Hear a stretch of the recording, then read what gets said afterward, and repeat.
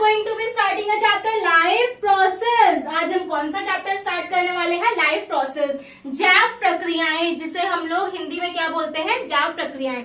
क्योंकि ये जो मैं वीडियो बना रही हूँ, ये जो क्लास है, ये बाइलिंगुअल है। यहाँ पर हिंदी और इंग्लिश में दोनों ही चीजों में समझाऊंगी। तो अगर आपको कहीं पे कोई प्रॉब्लम आती है तो वहां पर आप मुझसे पूछ सकते हैं। अब हम बात करते हैं कि लाइफ प्रोसेस क्या होता है, भाई इसमें आखिर ऐसा क्या पढ़ना है। तो इस वीडियो को देखने से पहले अगर आपने अपने न्यू सिलेबस की वीडियो ना देखी हो, साइंस की एक सिलेबस की वीडियो मैं बना चुकी हूँ, अगर वो आप लोगों ने नहीं देखी तो सबसे पहले वहां जाकर वो वीडियो देख लें, जिससे कि आपको पता चल जाए कि कौन सा चैप्टर कितने मार्क्स का आने वाला है। अब हम बात करते हैं लाइफ प्रोसेस की। तो आखिर क्या होता है लाइफ प्रोसेस? लाइफ प्रोसेस कोई भी ऐसा प्रोसेस होता है जो लिविंग बॉडी में होता है। जैसे मैं यहाँ पर बात करती हूँ दो चीजों की, एक बात करती हूँ हम बात करते हैं बायोटिक और अबायोटिक की। किसकी बात करते हैं? बायोटिक, और दूसरा क्या? अबायोटिक।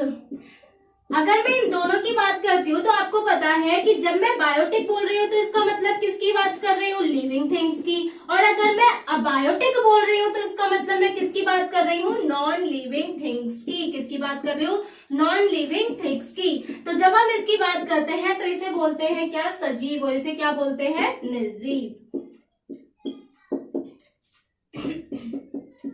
तो ये हो जाता है निर्जीव और ये हो जाता है सजीव। तो हम सबसे पहले बात कर लेते हैं। अगर मैं यहाँ पर आपको बात करूं तो सारे के सारे जो प्रोसेस होते हैं वो किस में चलते हैं? लिविंग थिंग्स में। कोई भी प्रोसेस होता हो, जैसे कि आप देखते हैं, आप सांस लेते हैं, खाना खाते हैं, वो डाइजेस्ट करते हैं, आपकी बॉडी को न्यूट्रिशन की जरूरत होता है, उसके बाद जो न्यूट्रिशन मिलता है उसे डाइजेस्ट करके एक्सक्रीट भी करते हैं। ये सारे काम किसके अंदर होते हैं? भाई आपके अंदर होते हैं। रिप्रोडक्शन करते हैं, ट्रांसपिरेशन करते हैं, सर्कुलेशन करते हैं, ये सारी ही चीजें होती हैं ह्यूमन बीइंग में। होती है कि नहीं होती? अब ह्यूमन बीइंग लिविंग थिंग्स है, इसके साथ साथ एक और लिविंग थिंग्स क्या है? प्लांट्स। ठीक है, तो जब मैं बात कर रही हूँ लिविंग थिंग्स की तो मैंने किसकी बात करी? सबसे पहले हम बात कर लेते हैं किसकी? ह्यूमंस की। ह्यूमन मैंने यहाँ पर लिख दिया है, बट आप लोग ध्यान रखेंगे जब आप साइंस में पढ़ते हैं तो आप उन्हें डायरेक्टली किस नाम से डिनोट करते हैं? एनिमल्स। हम भी जो है वो क्या है? जानवर है। हम भी क्या है? एनिमल है। अगर 11th क्लास में आप लोग इंग्लिश पढ़ेंगे तो वहां पर देखेंगे कि लुसाका में एक जू है, वहां पर रखा हुआ है एक मिरर, और मिरर पे एक पर्दा डाल रखा है और उसके ऊपर लिखा है इस दुनिया का सबसे खतरनाक जानवर। पर्दा हटेगा, मिरर आ जाएगा, और कौन दिखेगा? आप। तो इसका मतलब जो जानवर है उसीलिए हम इसे क्या बोलते हैं? एनिमल्स। अब 9th क्लास में आप लोग पढ़ चुके हैं, डोंट फॉरगेट। जल्दी आप मुझे बताइए कमेंट बॉक्स में जाके कि ह्यूमंस का साइंटिफिक नेम क्या होता है? ह्यूमंस का साइंटिफिक नेम क्या होता है वो आप लोग बताएंगे। तो यहाँ पर हम लोग बात करेंगे एनिमल्स की, प्लांट्स की, और एक और होते हैं लिविंग, जो कि आते हैं माइक्रो ऑर्गेनिज्म। क्या आते हैं? Micro organism. तो सबसे पहले हम लिविंग थिंग्स में बात करेंगे, एनिमल्स की, प्लांट्स की, माइक्रो ऑर्गेनिज्म की। वो क्या होते हैं? बायोटिक होते हैं, लिविंग होते हैं, जो कि लाइफ प्रोसेस करते हैं। मतलब लिविंग थिंग्स में जितने भी प्रोसेस होते हैं, लिविंग बॉडी में जितने भी प्रोसेस किए जाते हैं वो सब क्या कहलाते हैं? Life process. क्या कहलाते हैं? Life process. अब अगर हम बात करें नॉन लिविंग थिंग्स की, ठीक है, नॉन लिविंग थिंग्स की, तो जैसे कि मैंने अभी आपसे कहा था भाई ये तो रिप्रोडक्शन भी करते हैं। रिप्रोडक्शन का मतलब क्या है? अपनी जनरेशन को आगे बढ़ाते हैं। क्या नॉन लिविंग थिंग्स ऐसा कर सकते हैं? नहीं कर सकते। आपके सामने कोई स्टूल रखा हो और वो स्टूल ऐसा होगा कि 10 महीने बाद एक छोटा सा बेबी हो जाएगा और फिर आपके पास स्टूल इतने सारे हो जाएंगे? ऐसा नहीं हो सकता है, क्योंकि वो क्या है? नॉन लिविंग थिंग्स है। तो इसका मतलब नॉन लिविंग थिंग्स जिसमें कोई भी प्रोसेस नहीं होता है, जिसमें कोई भी प्रोसेस नहीं होता है उसे हम क्या कहते हैं? Non living things. अब आपको इस चैप्टर में क्या पढ़ना है? लिविंग थिंग्स पढ़ना है। ठीक है, तो इस चैप्टर में हम लोग क्या पढ़ेंगे? Living things. All biological process taken place in our body that are essential for the survival, for our survival। ठीक है, जितने भी बायोलॉजिकल प्रोसेस होता है वो सब कुछ क्या है? हमारी बॉडी के अंदर होता है, और वो हमारे लिए क्या होता है? एसेंशियल भी होता है, बहुत ज्यादा क्या होता है? एसेंशियल होता है। तो all the plants and animals are alive. All the plants and animals are alive. जितने भी लिविंग थिंग्स, मतलब जितने भी प्लांट्स होते हैं, एनिमल्स होते हैं, वो क्या होते हैं? अलाइव होते हैं। भाई वो क्या होते हैं? अलाइव। और ये चीज हमें कैसे डिसाइड कर सकते हैं, हम कैसे बता सकते हैं? तो इस चीज को डिसाइड करने के लिए एक सबसे बड़ा फंडा मैं आपको बता देती हूँ, मूवमेंट। ठीक है, सबसे बड़ा डिसाइड करने का तरीका क्या होता है? मूवमेंट, क्योंकि लिविंग थिंग्स क्या कर सकते हैं? मूव कर सकते हैं, एक से दूसरी जगह पे जा सकते हैं और फिर वापस उसी जगह पर आ सकते हैं। तो ये क्या होते हैं? Living things. The most criterion, the most important criterion to decide whether something is alive, the movement. ठीक है, the most important criterion to decide whether something is alive is the movement. तो क्योंकि वो एक गति कर सकते हैं, एक से दूसरी जगह पे जा सकते हैं, इसीलिए उसे क्या कहा जाता है? लिविंग थिंग्स, जो हम इसमें पढ़ने वाले हैं। तो सबसे पहले मैंने आपको इसमें समझाया लाइफ प्रोसेस के बारे में। किसके बारे में समझाया? Life process. तो आई होप सो कि अब आपको लाइफ प्रोसेस में समझ में आ गया होगा। तो मैं आपको इसकी डेफिनेशन, वैसे तो मैंने अभी बीच में बोल भी दी थी, लेकिन हम फिर भी एक डेफिनेशन देख लेते हैं जिसे आप लोग लिख लेंगे और लिखकर याद भी कर लेंगे। सारी चीजें पता होना बहुत जरूरी है। The basic functions performed by living organism to maintain their life on this earth are called life process. ठीक है, तो the basic functions performed, वो basic functions परफॉर्म करते हैं बाय किसके द्वारा किए जाते हैं? लिविंग ऑर्गेनिज्म के द्वारा। तो आपको ध्यान रखना है, इस पृथ्वी पर अपने जीवन को बनाए रखने के लिए, अगर हिंदी वाले लिखना चाहे, मैंने इंग्लिश में यहाँ पर लिखा हुआ है तो मैंने इंग्लिश में तो बोल दिया था, the basic functions performed by living organism to maintain their life on this earth are called life process. तो इंग्लिश वालों ने लिख लिया होगा, हिंदी वाले लिखना चाहे तो जल्दी से कॉपी पेन पॉज कर दे वीडियो, कॉपी पेन लेकर बैठे और लिख ले। तो उसके लिए आपको डेफिनेशन लिखनी है, इस पृथ्वी पर अपने जीवन को बनाए रखने के लिए जीवधारियों द्वारा निष्पादित मूल क्रियाएं, जीवधारियों द्वारा निष्पादित मूल क्रियाएं जीवन प्रक्रियाएं कहलाती हैं। क्या कहलाती हैं? जीवन प्रक्रियाएं। तो उसी को कहा जाता है लाइफ प्रोसेस, उसी को क्या कहा जाता है? Life process. तो आपको ये ध्यान रखना है। अब लाइफ प्रोसेस में भाई सबसे पहला क्या आता है? न्यूट्रिशन। सबसे पहला क्या आता है? न्यूट्रिशन। हमने प्रोसेस की बात की थी, तो ये क्या है? प्रोसेस है। न्यूट्रिशन, रेस्पिरेशन, ट्रांसपोर्टेशन या फिर ट्रांसपोर्ट, एक्सलेशन, सर्कुलेशन, रिप्रोडक्शन, ठीक है, या फिर कंट्रोल एंड कोऑर्डिनेशन, मूवमेंट, ये सारी चीजें किसमें आती है? लाइफ प्रोसेस में आती हैं। बट जो आपको इस चैप्टर में पढ़ाया जाएगा वो क्या क्या होगा? न्यूट्रिशन होगा, रेस्पिरेशन होगा, ट्रांसपोर्ट होगा और एक्सलेशन होगा, जो आपको इस चैप्टर में पढ़ना है। आई होप सो कि आप लोग समझ गए होंगे कि इस चैप्टर में आपको क्या क्या पढ़ना है। न्यूट्रिशन में आप लोग पढ़ेंगे प्लांट्स। अब न्यूट्रिशन क्या है? हमारी बॉडी के लिए एसेंशियल है। अगर आपको बॉडी में एनर्जी नहीं मिलती है तो इसका मतलब आप कोई भी काम नहीं कर सकते हैं। जैसे कि अगर मैं आपको नेक्स्ट टॉपिक बताऊं इसका, तो मैंने आपसे बोला energy is needed for the life process. ठीक है, energy is needed for the life process. हमने ये लिख लिया, energy is needed for the life process. ठीक है, यहाँ पर मैंने लिख दिया प्रोसेस की स्पेलिंग, आप लोग मैंने इसीलिए शॉर्ट में लिख दिए, बहुत टाइम हो जाएगा लिखने में। Energy is needed for the life process. अब अगर आपको लाइफ प्रोसेस करना है, न्यूट्रिशन करना है, रेस्पिरेशन करना है, ट्रांसपोर्ट करना है, एक्सलेशन करना है, तो उस सब चीजों के लिए आपको क्या चाहिए? एनर्जी चाहिए भाई। क्या चाहिए? एनर्जी चाहिए। और एनर्जी कहाँ से मिलेगी? न्यूट्रिशन से मिलेगी। कहाँ से मिलेगी?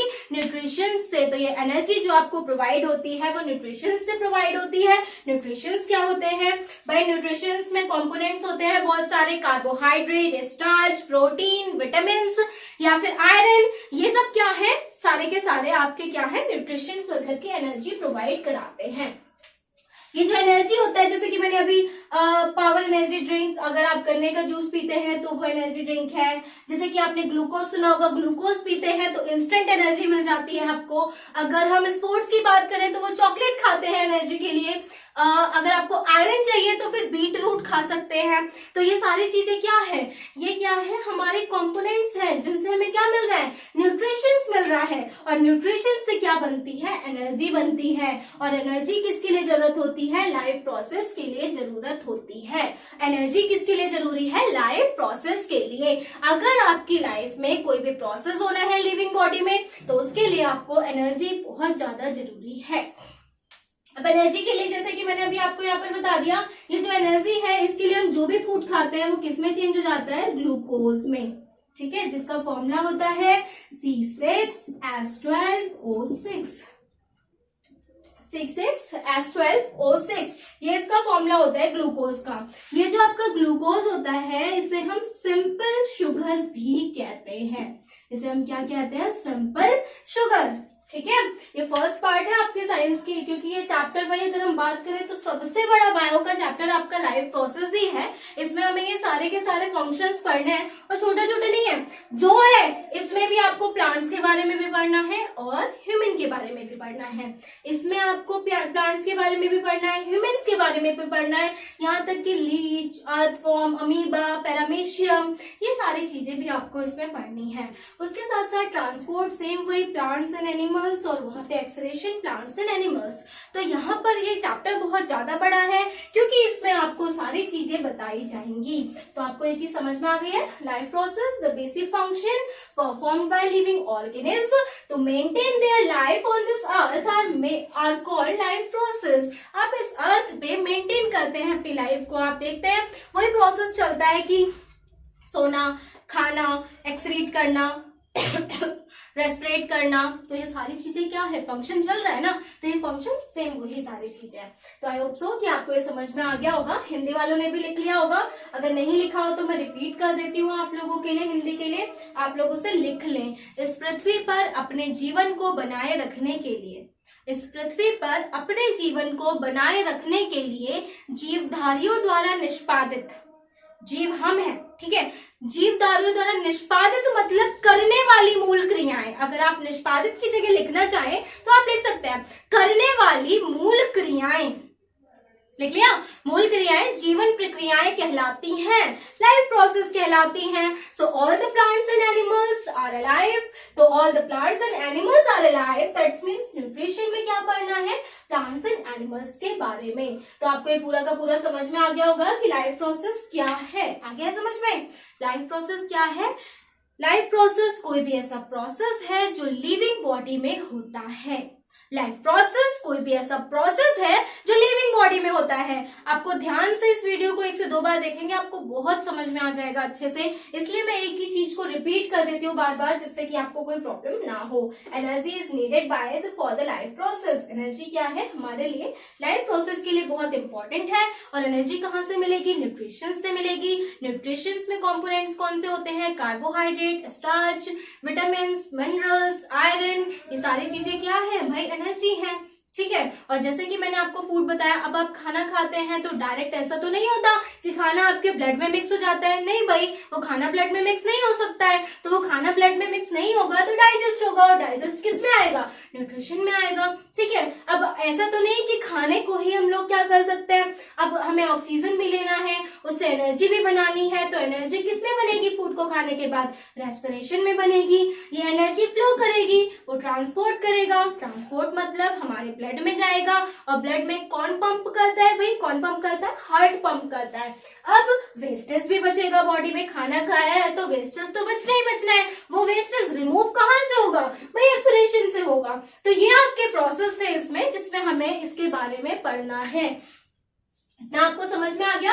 अब हम चलते हैं प्लांट्स की तरफ, क्योंकि सबसे पहला जो हमें न्यूट्रिशन देखना है वो किसमें देखना है? प्लांट्स में, जिसमें हम पढ़ेंगे ऑटोट्रॉफ, हेटरोट्रॉफ। क्या पढ़ने वाले हैं? Autotrophic and heterotrophic. I know आपको पता है, लेकिन आप लोग इस चैप्टर के बिहाफ पर पूरा देखें, क्योंकि अगर आप छोटी छोटी चीजें नहीं समझ पाएंगे तो चैप्टर पूरा समझने में बहुत प्रॉब्लम्स आ सकती हैं। और कभी भी अपने आप को ओवर कॉन्फिडेंट ना समझें, ये समझें कि मुझे सब कुछ सुनना है। भाई क्यों नहीं सुनना? सुनने के लिए बने हैं भाई, स्टूडेंट हैं तो पढ़ेंगे तो है ही ना।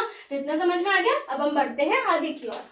मोड ऑफ न्यूट्रिशन क्या स्टार्ट करेंगे? Mode of nutrition. तो जब हम मोड ऑफ न्यूट्रिशन देखेंगे उसमें सबसे पहला नाम हमें क्या देखना है? ऑटोट्रॉफिक। क्या नाम देखेंगे? ऑटोट्रॉफिक मतलब क्या होता है भाई? स्वपोषी। ठीक है, इसका मतलब क्या हो जाता है? स्वपोषी। हेटरोट्रॉफिक का मतलब क्या हो जाता है? परपोषी। क्या हो जाएगा? परपोषी। तो आपको ध्यान रखना है, ऑटो का मतलब क्या होता है? सेल्फ, और ट्रॉफिक का मतलब क्या होता है? न्यूट्रिशन। तो जो सेल्फ अपना खाना बनाते हैं उन्हें क्या कहते हैं? ऑटोट्रॉफिक। एज लाइक आप लोगों को ध्यान रखना, एग्जांपल क्या हो जाएगा? प्लांट्स हो जाएगा, उसे क्या कहते हैं? ऑटोट्रॉफिक। और वहां पर जब हम हेटरोट्रॉफिक की तरफ चलेंगे तो हेटरोट्रॉफिक का मतलब क्या होता है? अदर। भाई अदर से जो अपने न्यूट्रिशन लेते हैं उसे क्या बोलते हैं? हेटरोट्रॉफिक। उसमें तो भाई ह्यूमंस भी आते हैं, मतलब कि हम लोग भी क्या करते हैं? अपना खाना किसी अदर से लेते हैं। तो मोड ऑफ न्यूट्रिशन के 2 पार्ट हो जाएंगे, ऑटोट्रॉफिक और दूसरा हो जाएगा हेटरोट्रॉफिक। तो इसमें दो पार्ट्स आप देखेंगे, ऑटोट्रॉफिक मतलब सेल्फ न्यूट्रिशन और अदर न्यूट्रिशन। सेल्फ का मतलब जो अपना खाना खुद बनाए और ऑटोट्रॉफिक का हेटरोट्रॉफिक का मतलब क्या होता है, जो अदर पे डिपेंडेंट होते हैं। तो स्वपोषी जो स्वयं अपना खाना बनाते हैं उन्हें स्वपोषी कहा जाता है। परपोषी जो दूसरों से अपना खाना लेते हैं उन्हें परपोषी कहा जाता है। ऐसा हम कह सकते हैं कि हेटरोट्रॉफिक न्यूट्रिशन ऑटोट्रॉफिक पे डिपेंडेंट रहते हैं। ठीक है, ये एक दूसरे पे क्या रहता है, डिपेंडेंट रहते हैं। तो ये जब हम देखेंगे इसका डिपेंडेंट रहेंगे। इसके बाद हम देखेंगे यहाँ पर mode of heterotrophic nutrition. Mode of heterotrophic nutrition में तीन पार्ट आते हैं, saprotrophic nutrition, parasitic nutrition and holozoic nutrition. Saprotrophic nutrition को क्या कहा जाता है, मृत पोषित। पहले मैं आपको इन तीनों चीजों को समझा देती हूँ, उसके बाद हम लोग क्या करेंगे, इन्हें लिख भी लेंगे। अगर आप बिना कॉपी पेन के वीडियो देख रहे हैं तो इसका मतलब आप अपना टाइम वेस्ट कर रहे हैं। जल्दी जाइए, पॉज कीजिए, कॉपी पेन लेकर आइए, उसके बाद साथ साथ में भाई नोट्स बनाइए, यही आपके काम आएगा। तो आपने क्या देखा, सैप्रोट्रॉफिक न्यूट्रिशन जिसे हम क्या बोलते हैं, मृत पोषित पोषण। मृत पोषित पोषण, सैप्रोट्रॉफिक न्यूट्रिशन, मृत पोषित न्यूट्रिशन। सैप्रो का मतलब होता है रोटेन, मतलब कि सड़ा हुआ। सैप्रो का मतलब क्या होता है, रोटेन, मतलब कि सड़ा हुआ।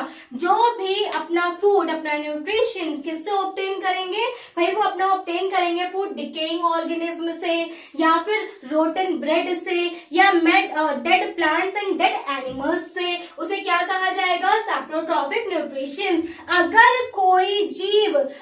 कोई जीव अपना खाना मृत जीव से लेता है, सड़ी हुई चीज से लेता है, तो उसे क्या कहा जाता है, मृत पोषित पोषण। नाम से ही समझ में आ रहा है भाई, मृत पोषित पोषण, सैप्रोट्रॉफिक न्यूट्रिशन। अब आप देख सकते हैं, मैं आपको यहाँ पर कॉपी में लिख लीजिए, सैप्रोट्रॉफिक न्यूट्रिशन इज दैट न्यूट्रिशन, जल्दी से लिखिए, हिंदी में ऊपर लिखा हुआ आ रहा है, saprotrophic nutrition is that nutrition in which an organism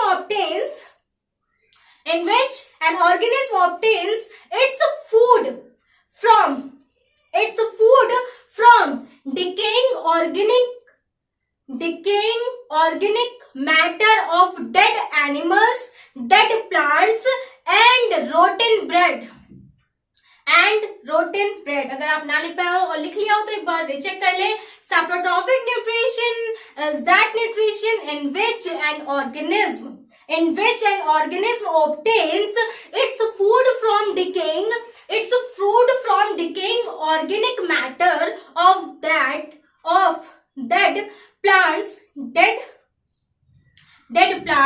and dead animals and rotten bread। तो यहाँ से वो क्या करते हैं, अपना फूड लेते हैं, इसे बोलते हैं सैप्रोट्रॉफिक न्यूट्रिशन। और हिंदी में ऊपर लिखा हुआ है तो वहां से देखकर लिख लें।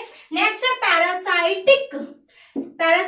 तो ये जो पैरासाइटिक न्यूट्रिशन है भाई, इसे बोलते हैं परजीवी। ठीक है, इसे क्या बोलेंगे, परजीवी। तो ये जो पैरासाइटिक न्यूट्रिशन है इसे परजीवी कहा जाता है, और ये अपना खाना जीवित जीव से लेते हैं। ठीक है, किससे लेते हैं, जीवित जीव से। ये किसी की बॉडी से, किसी ऑर्गेनिज्म से अपना फूड डिराइव कर लेते हैं। तो जैसे कि पैरासाइटिक जो है वो एक्सटर्नल भी हो सकता है, इंटरनल भी हो सकता है, हमारी बॉडी के अंदर भी होता है, हमारी बॉडी के बाहर भी होता है, एज लाइक मॉस्किटोज। ठीक है, एज लाइक मॉस्किटोज। ठीक, ये क्या होते हैं, या फिर एज लाइक मॉस्किटोज हो गया, लीच हो गया, ये सब क्या करते हैं, फूड हमारी बॉडी से लेते हैं। उसके साथ साथ इसमें एक और वर्ड आता है, होस्ट। Parasitic, mosquitoes. पैरासाइटिक कौन है, मॉस्किटो। तो पैरासाइटिक होता है मॉस्किटो, उसके साथ साथ जो हमारा होस्ट होता है वो है हम। भाई हम है होस्ट, जिनसे वो अपना खून, जो हमारा खून है वो क्या कर रहा है, चूस रहे हैं। तो ये होता है होस्ट, जिसकी बॉडी से वो अपना फूड लेते हैं। पैरासाइटिक का मतलब कि किसी जीवित जीव से अपना फूड लेना, उसे बिना नुकसान पहुंचाए, वो क्या कहलाता है, पैरासाइटिक। उसके साथ साथ होस्ट, मैंने एक और वर्ड बताया, तो होस्ट क्या वर्ड होता है भाई, वो वर्ड होता है जिससे वो अपना फूड लेते हैं, उसे क्या कहा जाता है, होस्ट कहा जाता है। तो ये कहलाता है, आप ध्यान से रखेंगे, पैरासाइटिक और होस्ट।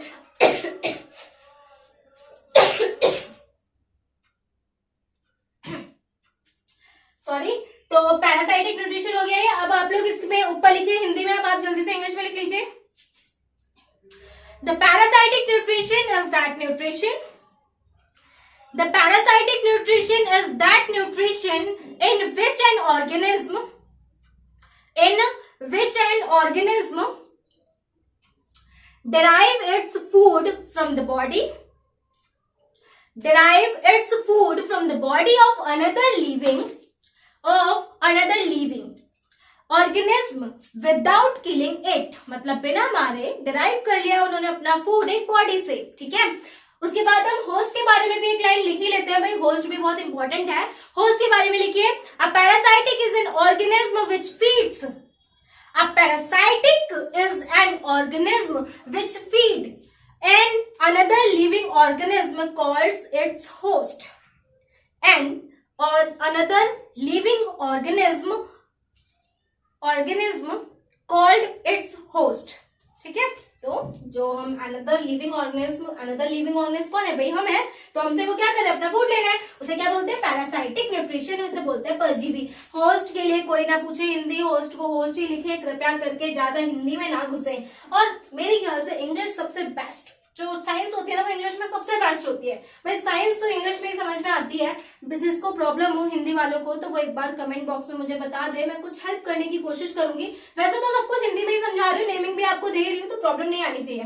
नेक्स्ट है होलोजोइक न्यूट्रिशन, जिसे क्या बोलते हैं, पूर्ण जैव्य, इसे क्या बोलेंगे, पूर्ण जैव्य। तो ये होता है आपका होलोजोइक न्यूट्रिशन, जिसे पूर्ण जैव्य कहा जाता है। ये होता है फीडिंग ऑन सॉलिड फूड, ठीक है, फीडिंग ऑन सॉलिड फूड। ये अपना खाना जो है वो किसे लेता है, सॉलिड फूड होता है इनका। तो feeding on solid food as like humans solid food लेते हैं, ठीक है। तो एज लाइक ह्यूमंस पे क्या लेते हैं, सॉलिड फूड लेते हैं, तो उन्हें क्या कहा जाएगा, होलोजोइक न्यूट्रिशन। क्या कहा जाएगा, होलोजोइक न्यूट्रिशन। तो ये कहलाते हैं पूर्ण जैव्य, जो सॉलिड मतलब जो सॉलिड से अपना खाना लेते हैं, तो वो क्या कहलाते हैं, होलोजोइक। आप लोग इसके बारे में लिख लें, the holozoic nutrition is that nutrition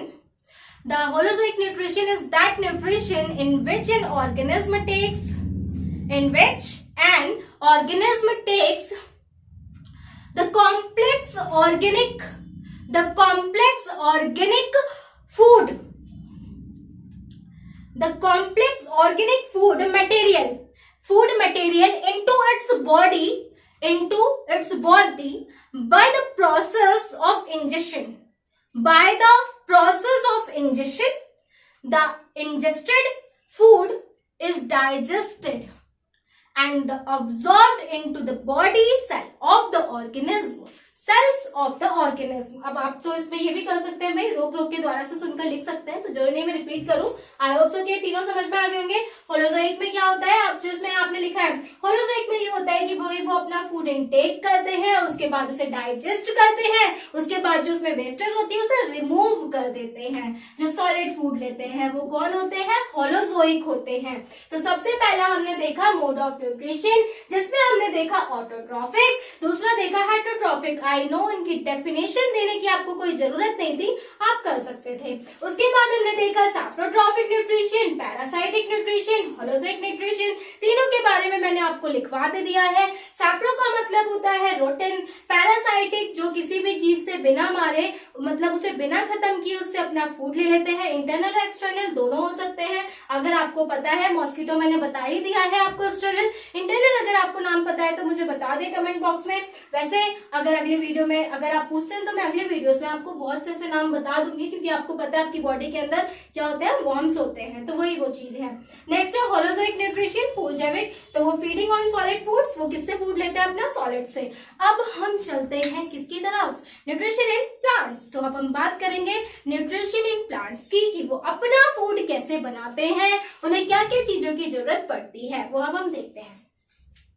next topic is nutrition in plants. तो अब हमें जो अपना नेक्स्ट टॉपिक देखना है वो देखना है न्यूट्रिशन इन प्लांट्स। भाई क्या होता है ये, the process by which green plants make their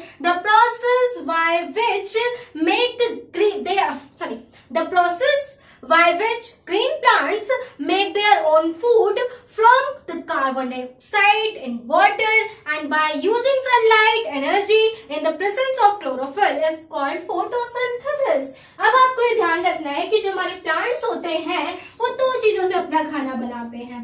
दो प्रोसेस होते हैं जिससे वो अपना खाना बना सकते हैं। एक प्रोसेस होता है कीमोसिंथेसिस, ठीक है, एक प्रोसेस होता है कीमोसिंथेसिस और दूसरा प्रोसेस होता है फोटोसिंथेसिस। क्योंकि कीमोसिंथेसिस भाई आपके सिलेबस में नहीं है, लेकिन मैं फिर भी आपको थोड़ा सा समझा देती हूँ। कीमोसिंथेसिस का मतलब जहां से जो प्लांट्स होते हैं वो केमिकल से अपना फूड ले लेते हैं। मतलब वो क्या करेंगे, बेसिक केमिकल से अपना फूड ऑब्टेन कर लेंगे, उसे क्या कहा जाता है, कीमोसिंथेसिस। आपको ध्यान रखना है, कीमोसिंथेसिस का मतलब ये होता है कि जब प्लांट्स अपना फूड बेसिक केमिकल से ऑब्टेन कर लेते हैं, एज लाइक सल्फर, ठीक है, एज लाइक सल्फर, उन्होंने अपना सल्फर से अपना फूड ऑब्टेन कर लिया, तो भी इस तरह से कीमोसिंथेसिस कहलाता है। फोटोसिंथेसिस का मतलब क्या होता है, लाइट से अपना फूड बनाना, ठीक है। फोटोसिंथेसिस का मतलब क्या है, लाइट से अपना फूड बनाना। तो लाइट मतलब कि सनलाइट से इसने क्या करा, ऑब्जर्व कर लिया। क्योंकि भाई लीफ किस कलर की थी, ग्रीन कलर की थी, इसका मतलब इसमें क्या था, क्लोरोफिल।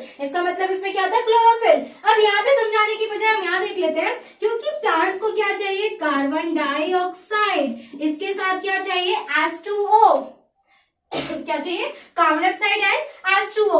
और भाई अगर प्लांट्स को सनलाइट नहीं मिलेगी, अगर प्लांट में प्रेजेंस नहीं होगी सनलाइट, इसका मतलब वो अपना फूड नहीं बना पाएंगे। तो जैसे कि हमने पढ़ा था फोटोसिंथेसिस, तो फोटोसिंथेसिस का मतलब उसमें किसकी जरूरत थी, लाइट की, तो उसे क्या चाहिए, लाइट चाहिए। अब जैसे उसे सनलाइट मिल जाएगी तो वो अपना फूड बना लेगा। फूड में क्या बनाएगा, C6H12O6 और साथ में क्या बनाता है, O2, साथ में क्या बनाता है, O2। इसमें इलेक्ट्रोलाइसिस का प्रोसेस होता है, हाइड्रोलाइसिस का प्रोसेस होता है, हाइड्रोलाइसिस का, जिसमें से हाइड्रोजन अलग हो जाता है और ऑक्सीजन अलग हो जाता है। तो ऑक्सीजन बनकर ये आ गया और हाइड्रोजन इसमें चला जाएगा, तो क्या बन जाएगा, फूड। C6H12O6 ग्लूकोज बन जाएगा, और ग्लूकोज क्या करेगा भाई, खाना ऊपर पहुंचाएगा, नीचे पहुंचाएगा। Food goes down, food goes up. तो ये खाना ऊपर नीचे जाने लग जाता है, सबको फूड मिल जाता है। क्योंकि आपने पढ़ा है फ्लोएम एंड जाइलम के बारे में, जो अभी हम ट्रांसपोर्ट में पढ़ेंगे। तो ये फ्लोएम का वर्क कर रहा है, खाना जा रहा है। अब जो खाना बच जाएगा, भाई खाना बचेगा भी तो कंडीशंस होती हैं कि वहां पर क्या हुआ, खाना बच गया, और जो खाना बच जाता है वो कहाँ स्टोर हो जाता है, जल्दी बताइए, लीव्स में। और किसके रूप में होता है, स्टार्च के रूप में। किसके रूप में होता है, स्टार्च के रूप में। इस लाइन को आप लिख लें, बहुत इंपॉर्टेंट है। The extra glucose is changed into, the extra glucose the extra glucose is changed into another food called starch, जो another food में चेंज हो जाता है उसे क्या बोलते हैं, स्टार्च बोलते हैं। The starch is stored in the leaves the starch is stored in the leaf। तो ये क्या है, स्टार्च। तो इसका मतलब आपका फूड कार्बोहाइड्रेट और स्टार्च में स्टोर होता है, और वो कहां पर स्टोर हो जाता है, लीव्स में। कहां पर स्टोर हो जाता है, लीव्स में। तो कंडीशंस नेसेसरी फॉर फोटोसिंथेसिस, आखिर इसके लिए क्या क्या कंडीशंस नेसेसरी हैं, तो आप लोगों को पता है कंडीशंस में क्या क्या चाहिए। जैसे कि मैंने अभी यहाँ पर लिखा, carbon dioxide, water, sunlight, chlorophyll. Carbon dioxide, water, sunlight, chlorophyll, ये प्रकाश संश्लेषण का पूरा प्रोसेस है। पादपों में पोषण इसमें आपको दिखाया जा रहा है। हिंदी वाले बच्चे अगर थोड़ा सा सोच रहे हो तो हिंदी में ये है कि पादपों में पोषण, यहाँ पर इसे बोलते हैं प्रकाश संश्लेषण। प्रकाश संश्लेषण में ये पूरा प्रोसेस चल रहा है। सनलाइट का मतलब भाई प्रकाश ऊर्जा है, तो वो चीजें हमें मिल रही है। उसके साथ साथ carbon dioxide, Hindi English same रहेगा, H2O सेम रहेगा, 9th में आप लोग सीख चुके हैं, तो वही चीजें हैं इसमें। तो ये है आपका फोटोसिंथेसिस का पूरा प्रोसेस। इसमें एक्सपेरिमेंट भी है, बट एक्सपेरिमेंट की वीडियोस में आप लोगों के लिए अलग बनाऊंगी। 3 एक्सपेरिमेंट दिए हुए हैं, अगर इन फ्यूचर एक्सपेरिमेंट से क्वेश्चन आए तो उसकी वीडियो आपको जल्दी ही बनकर मिल जाएगी। यहाँ तक का आप लोगों को समझ में आ गया। अब हमें एक इसमें इंपॉर्टेंट पार्ट देखना है, स्टोमेटा। पूछा जाता है कई बार एग्जाम में, अगर सिंगुलर होगा तो स्टोमा बोला जाएगा, और अगर प्लूरल होगा तो स्टोमेटा बोला जाएगा। स्टोमेटा किस लिए होता है, गैसेस एक्सचेंज करने के लिए होता है। भाई किस लिए होता है, गैसेस एक्सचेंज करने के लिए क्या होता है, स्टोमेटा होता है। इस स्टोमेटा के पास होते हैं गार्ड सेल्स। इस स्टोमेटा के पास क्या होते हैं, गार्ड सेल्स। गार्ड सेल्स क्या करते हैं, the opening and closing stomatal, the opening and closing stomata pores, ठीक है, इसमें पोर्स होते हैं, is controlled by the guard cells, is controlled by the guard cells. में ड्राइंग तो अच्छी है नहीं, साइंस अच्छी है, इसलिए मैं जैसा बना पा रही हूँ वो देख लो आप लोग। ये है आपके एज लाइक गार्ड सेल्स, और ये क्या है, ये आपका है स्टोमेटा। तो ये इसे क्या करते हैं, हेल्प करते हैं खुलने में और बंद करने में, क्योंकि स्टोमेटा खुलता भी है और बंद भी होता है। तो स्टोमेटा खुल भी जाता है और बंद भी हो जाता है। जब खुल जाएगा तो उसमें से क्या निकलेंगी, गैस। और कौन सी गैस, उसने कौन सी बनाई थी, ऑक्सीजन, और उसे कौन सी चाहिए, कार्बन डाइऑक्साइड। तो वो कौन सी एक्सचेंज करती है गैस, ऑक्सीजन और कार्बन डाइऑक्साइड। ऑक्सीजन को क्या करेगी, आउट, और कार्बन डाइऑक्साइड को क्या करेगी, इन। डे और नाइट का प्रोसेस अलग अलग होता है, हम डे की बात कर रहे हैं, इसलिए आप लोग बिल्कुल भी वो कंफ्यूज ना हो। कोई अगर आपसे पूछ ले तो आप बोलिए पढ़ाई जाता, नहीं भाई, नाइट का प्रोसेस अलग होगा, हम डे की बात कर रहे हैं, ठीक है। तो ये स्टोमेटा वर्क करता है और उसके पास अपने क्या होते हैं, गार्ड सेल्स होते हैं। इतना आपको पूरा समझ में आ गया होगा। बाकी हम एक्सपेरिमेंट करेंगे जिसमें आपको सारी चीजें पढ़ाई जाएंगी नेक्स्ट वीडियो में। अभी मैं इसके बाद आपको बताऊंगी nutrition in animals, nutrition in animals. तो अब हम पढ़ेंगे कि एनिमल्स न्यूट्रिशन क्या किसमें करते हैं, जिसमें हम पहले अमीबा के बारे में पढ़ने वाले हैं। इतना समझ में आ गया है। तो जरूर मैं जो बीच में बोल दिया वो प्लीज आप लिख लिया करें, बहुत इंपॉर्टेंट है, आपको उससे चीजें पता रहेंगी। चलते हैं आगे। Next topic is nutrition in animals, प्राणियों में पोषण। तो यहाँ पर हमें टॉपिक देखना है। वैसे न्यूट्रिशन इन एनिमल्स के 3 पार्ट्स और होते हैं, हार्बिवोर, कार्निवोर एंड ओमनिवोर। तो आप लोगों को पता ही है, उन्हें समझाने की जरूरत नहीं है। हार्बिवोर जो कि क्या खाते हैं, प्लांट्स खाते हैं। कार्निवोर जो क्या खाते हैं, फ्लैश खाते हैं। ओमनिवोर जो बोथ खाते हैं, मतलब फ्लैश भी खाता है, और दूसरा क्या खाता है, हार्बिवोर, मतलब कि प्लांट्स भी खाता है। तो वो उसके 3 पार्ट्स भी हैं, बट मेरे ख्याल से वो आपको लिखवाने की या समझाने की जरूरत नहीं थी, आप छोटी क्लास से ही पढ़ते आ रहे हैं। जिन बच्चों ने नहीं पढ़ा है, अब तक नहीं ध्यान दिया या भूल गए, तो वो देख लेंगे। शाकाहारी, मांसाहारी, सर्वाहारी, ये 3 होते हैं। शाकाहारी जो कि प्लांट्स खाते हैं, मतलब पत्ते, फूल, फल, ये सब खा के रहते हैं। उसके साथ होता है आपका मांसाहारी, तो डेफिनेटली मांस खा के रहेंगे। सर्वाहारी मतलब सब कुछ, सर्वाहारी मतलब सब कुछ, वो सब खा लेते हैं, जैसे कि ह्यूमंस हो गए। तो ये सारी चीजें इसमें पढ़ाई जाएंगी। अब सबसे पहले न्यूट्रिशन इन एनिमल्स देखना है, और इसमें आपको ये भाई 5 पार्ट समझने हैं। पहले मैं आपको ये 5 पार्ट समझाऊंगी, इसके बाद इन 5 पार्ट को अमीबा के अंदर समझाऊंगी, उसके बाद हमारे अंदर समझाऊंगी, तब आपको पता चलेगा भाई क्या है न्यूट्रिशन। समझ रहे होंगे चैप्टर कितना बड़ा है, छोटी छोटी चीज, और मेरा भाई काम है आपको छोटी छोटी चीज बताना, कोई भी चीज स्किप नहीं होनी चाहिए। सबसे पहले हम देखते हैं इंजेक्शन। सबसे पहले प्रोसेस कौन सा आएगा, इंजेक्शन, जिसे हिंदी में क्या बोलते हैं, अंतःग्रहण। अंतःग्रहण, खाना तो है नहीं मेरे पास जो खाकर दिखाऊं। इनटेक फूड मतलब आपने बाय हैंड फूड अपने माउथ में रख लिया, ये खाना रखा, आपने उठाया और मुंह तक ले गए अपने हाथों से, उसे क्या कहा जाता है, इंजेक्शन। अपनी बॉडी के अंदर माउथ में रख लिया, उसे क्या कहा जाता है, अंतःग्रहण। सिर्फ इतना सा इंजेक्शन, और कुछ नहीं, बहुत आसान, सबसे आसान इंजेक्शन ही है। और सबसे मुश्किल अगर ह्यूमन में पढ़ेंगे तो वो क्या है, डाइजेशन। ठीक है, सबसे मुश्किल जो क्या है वो क्या है, डाइजेशन। कॉम्प्लेक्स फूड को सिंपल में चेंज करना। खाना आप लोग कॉम्प्लेक्स खाते हैं भाई, खाने में आप लोग सब कुछ खा रहे हैं जो आपसे हजम होता है, नहीं होता, डाइजेस्ट कर पाते हैं, नहीं कर पाते, खाने से मतलब होता है, तो वो क्या है, डाइजेशन। जहां पर कॉम्प्लेक्स को किसमें चेंज किया जाएगा, सिंपल में, वो होता है डाइजेशन। हिंदी में क्या कहेंगे, पाचन। नेक्स्ट होता है अब्जॉर्प्शन, अवशोषण। एब्जॉर्प्शन, अवशोषण का मतलब ये होता है कि जब आपका फूड अब्जॉर्ब हो जाएगा। मैंने आपको न्यूट्रिशंस बताए थे, न्यूट्रिशंस में आपको ये बताया था कि वो जो आपका फूड है वो प्रोटीन में चेंज होगा, कार्बोहाइड्रेट में चेंज होगा, स्टार्च में चेंज होगा, इन सारी चीजों में चेंज होगा, तो वो ऑब्जर्प्शन। अब यहाँ पर तो वो चेंज हो गया, तो इसका मतलब है किसमें मिक्स हो जाएगा, ब्लड में, और ब्लड में अब्सॉर्ब होने के बाद ही तो पूरी बॉडी में फ्लो करेगा, तो वो जब पूरी बॉडी में मिक्स हो जाएगा, अब्सॉर्प्शन। नेक्स्ट है एसिमिलेशन। अब आप देखते हैं सुबह उठते हैं तो आपके फेस पे एक अलग सी चमक होती है भाई, ताजा ताजा होता है बिल्कुल, तो वो क्या होता है कि आपके सेल्स मेकओवर हो जाते हैं। और अगर आप खाना नहीं खाएंगे तो आपके सेल्स ग्रोथ नहीं करेंगे, आपकी बॉडी ग्रोथ नहीं करेगी। छोटा सा बच्चा इतना बड़ा हो जाता है, तो वो छोटा सा इतना बड़ा किसकी वजह से होता है, आप खाना खाते हैं, एसिमिलेशन होता है, आपके सेल्स बनते हैं, ग्रोथ करते हैं, वो सेल्स बनते हैं, ग्रोथ करते हैं, वो किसमें करते हैं, एसिमिलेशन में। नेक्स्ट है इंजेक्शन। अब भाई खाना खा लिया, पचा लिया, गया, ब्लड में पहुंच गया, ग्रोथ भी कर ली, तो वेस्टेज तो बची होगी। वो वेस्टेज कहाँ करनी है? बाहर। बहिक्षेपण मतलब बाहर कर दो, तो बहिक्षेपण मतलब इजेशन, जो आप एक्सरेशन भी पढ़ेंगे लास्ट में। ये है आपके 5 प्रोसेस जिसमें आपका पूरा न्यूट्रिशन खत्म होगा। ये न्यूट्रिशन इन एनिमल्स हम इस तरह से पढ़ेंगे।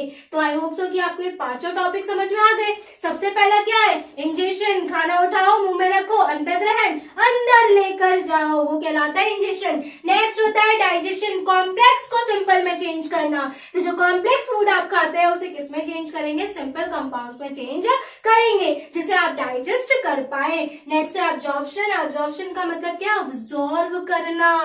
एब्जॉर्व करने का मतलब वो ब्लड में मिक्स हो जाएगा। एसिमिलेशन का मतलब भाई मेकओवर करना होता है, सेल को ग्रोथ करना। और नेक्स्ट डाइजेशन, जो वेस्टेज बची हो वही बाहर कर दो। और वेस्टेज को बाहर करने के तरीके सबके अलग अलग होते हैं, ह्यूमंस के अलग होते हैं, अमीबा के अलग होते हैं, सबके अलग अलग होते हैं। तो हम अमीबा का तो इसमें पढ़ ही लेंगे। ये आपको समझ में आ गए 5 टॉपिक? इन 5 टॉपिक से ही अब हम समझेंगे अमीबा को कि भाई कैसे अमीबा ने फूड अपना डाइजेस्ट किया। तो अब हम देखने वाले हैं न्यूट्रिशन इन अमीबा, अमीबा में पोषण। तो एक और चीज आप ये ध्यान रखें कि जो अमीबा होता है वो सेल्फ फीडिंग करता है, वो छोटे छोटे सेल्स से या फिर अदर चीजों से अपना फूड लेता है। इसीलिए इसे जो है हम कहते हैं फेगोसाइटिस भी कह सकते हैं। फेगोसाइटिस, फेगोसाइटिस का मतलब होता है सेल्फ फीडिंग, इसीलिए हम इसके जो प्रोसेस होता है उसे क्या कह सकते हैं? फेगोसाइटिस। तो इसी से प्रोसेस से हमें देखना है, 5 प्रोसेस देखना है। तो सबसे पहले देखो, ड्राइंग तो अच्छी है नहीं भाई, जैसे अमीबा तो बहुत अच्छा बना। तो ये आप देख सकते हो, ये पूरा का पूरा एक सेल है। सेल में ये इसका क्या है? फूड है, और ये इसके है पैसोपोडिया, ठीक है, फॉल्स फूड। तो इसके फॉल्स फूड होते हैं। यहाँ पर ये न्यूक्लियस है। अब आप देख सकते हैं ये साइटोप्लाज्म है। अब इसे क्या करना है? अपना फूड अंदर ले लेना है। तो ये अपना फूड अंदर ले लेगा तो क्या कहलाएगा? डाइजेशन। अपना फूड अंदर ले लेगा तो क्या कहलाएगा? डाइजेशन। तो आपको ये ध्यान रखना है कि ये फर्स्ट प्रोसेस है इंजेशन। और इंजेशन में ये क्या कर रहा है? अपना फूड अंदर ले रहा है बाय पैसोपोडिया। तो आप यहाँ लिख सकते हैं amoeba ingest food by using its pseudopodia. Amoeba ingest food by using its pseudopodia. तो ये इसका प्रोसेस होता है first ingestion. In point is digestion. Second point क्या देखना है? डाइजेशन। अभी जैसे कि मैंने आपको इससे पहले बताया कि इंजेशन उसने क्या करा था कि बाय फॉल्स फूड, अपना फूड अपने अंदर ले लिया था बॉडी के अंदर। तो अंदर क्या करा? उसने फूड वैक्यूल बनाया और उसमें जो एंजाइम जो उसने लिया था सेल, उसे कर लिया।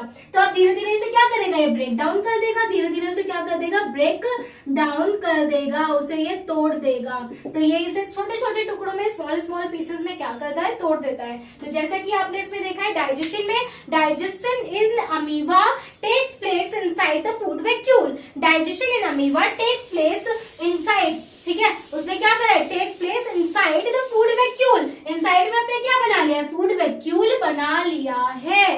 Food vacuole due to which the food dissolve, due to which the food dissolve. अब इसमें फूड को क्या करेगा? छोटे छोटे टुकड़ों में तोड़ देगा।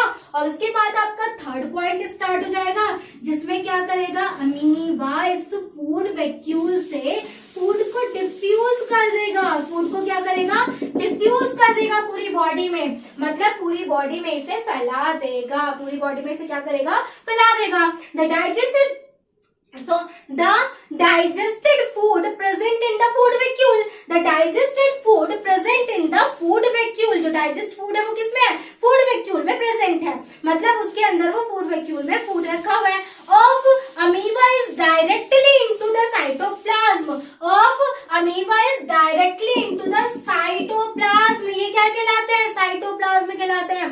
ऑफ अमीबा बाय डिफ्यूजन, किससे करेगा? डिफ्यूजन के द्वारा। डिफ्यूजन याद है? High concentration to low concentration. ये होता है आपका अब्जॉर्प्शन। थर्ड पॉइंट जो कि बहुत अच्छा है भाई, थर्ड पॉइंट में क्या करेगा अमीबा? ग्रोथ कर लेगा। अमीबा क्या कर लेगा? ग्रोथ कर लेगा। तो अमीबा ने क्या करी है? ग्रोथ करी है। इसने अपना साइज क्या कर लिया है? ग्रो कर लिया है। तो on assimilating food amoebas grow in size, grows in size, उसने अपना साइज क्या करा लिया है, बढ़ा लिया है. And then amoeba can reproduce by dividing, and then amoeba can reproduce by dividing into two daughter cell, into two daughter cell. Asexual जितने भी होते हैं वो क्या करते हैं, अपने आप में ही दूसरा सेल बना लेते हैं. तो थोड़े टाइम बाद एक ये अमीबा और ये डॉटर सेल अमीबा बन जाएगा. जब तक खाना नहीं मिलेगा, जब तक वो ग्रोथ नहीं करेगा, तब तक वो कैसे भी न्यू डॉटर सेल क्रिएट नहीं कर पाएगा. यही चीज तो है इसमें. इसके बाद आप नेक्स्ट देख सकते हैं. नेक्स्ट में क्या होगा, नेक्स्ट में अमीबा कर जाएगा, भैया अमीबा ने ग्रोथ कर ली है, अब अमीबा को क्या करना है, रैप्चर करना है, मतलब वेस्टेज को बाहर निकालना है. क्या करना है, वेस्टेज को बाहर निकालना है.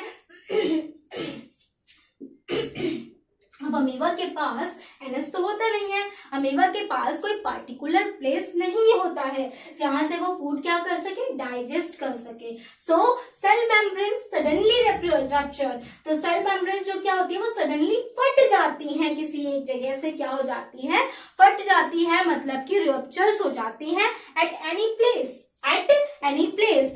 Cell membrane suddenly rupture at any place and the undigested food is thrown out of the body, is thrown out of the body. इस बॉडी से वो क्या करेगा, बाहर निकाल देगा अनडाइजेस्टेड फूड को, मतलब कि जो वेस्टेज थी उसे क्या करा, उसने बाहर निकाल दिया. Out of the body of amoeba, out of the body of amoeba. तो ये थे आपके पांचों प्रोसेस जिसमें मैंने अमीबा पढ़ा दिया है. इसके आज की वीडियो में बस इतना ही पढ़ेंगे, क्योंकि डाइजेस्टिव सिस्टम की एक वीडियो मैंने पहले ही बना रखी है जिसमें आपको उसकी नेमिंग वहां से याद कर लेनी है. आपको उसमें कुछ चीजें वहां पर समझ में आ जाएंगी.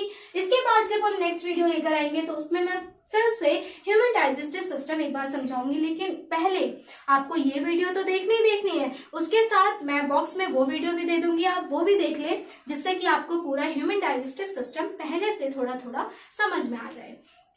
Thank you so much. Like और कमेंट जरूर करें जिससे मुझे पता चल सके कि आप लोग कितना ज्यादा सीरियस हैं स्टडी को लेकर, और उतना ही ज्यादा हम भी सीरियस हो सके आपको पढ़ाने को लेकर. भाई आप सीरियस नहीं होंगे तो हम कैसे इतना ज्यादा, मतलब आप जानते हैं कि हमें भी तो मोटिवेट होने की जरूरत है. टीचर स्टूडेंट को मोटिवेट करता है और जो स्टूडेंट होता है वो टीचर को ये कहता है, अप्रिशिएट करता है कि भाई आप हमें पढ़ाओ, हम पढ़ेंगे. तो सेम उसी चीज के लिए तो आप डेफिनेटली पूरा करें, वीडियो को शेयर करें, लाइक करें, जिससे कि और बच्चों को भी हेल्प मिल सके. बाकी हम लोग मिलते हैं आपके डाउट्स के लिए गूगल मीट पर. Thank you so much.